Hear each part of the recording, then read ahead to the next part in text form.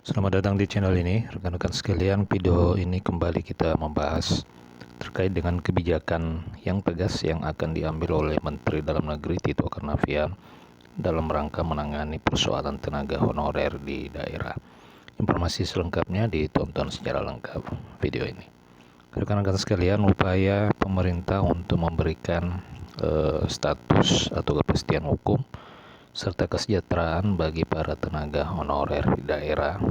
Menteri Dalam Negeri Tito Karnavian memberikan peringatan secara langsung dan secara tegas di dalam persoalan tenaga honorer pada tahun 2025 ini. Masalah tenaga honorer yang tidak kunjung selesai juga menjadi perhatian serius, terutama terkait dengan regulasi dan pengelolaan kepegawaian sesuai dengan amanah dari Undang-Undang Nomor 20 Tahun 2023 tentang Aparatur Sipil Negara.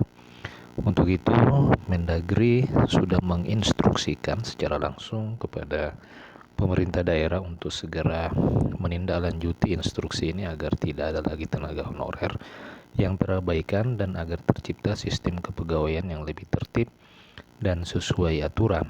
Mendagri menginstruksikan agar tidak adanya rekrutmen baru tenaga non-ASN, di mana Pemda tidak diperbolehkan lagi untuk merekrut tenaga non-ASN baru sejak Oktober tahun 2023. Sebenarnya instruksi ini sudah berlaku sejak Undang-Undang ASN Nomor 20 Tahun 2023 tentang Aparatur Sipil Negara itu ditetapkan.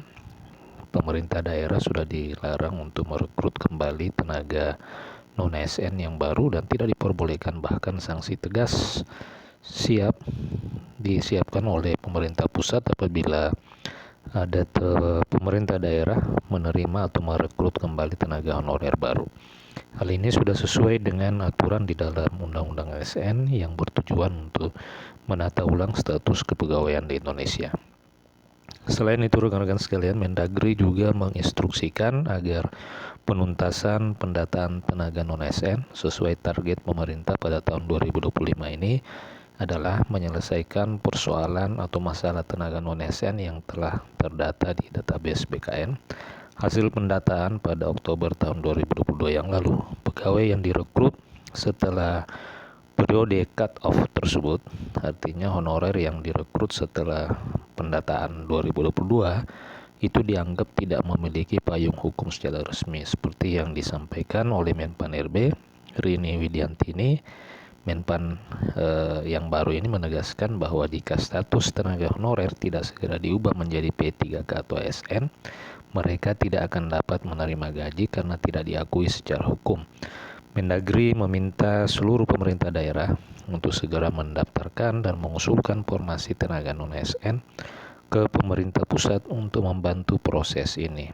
Pendaftaran seleksi P3K tahap kedua sebagaimana diketahui itu sudah dibuka, bahkan berulang kali diperpanjang hanya untuk melakukan optimalisasi rekan-rekan honorer yang mendaftar pada seleksi P3K tahap 1.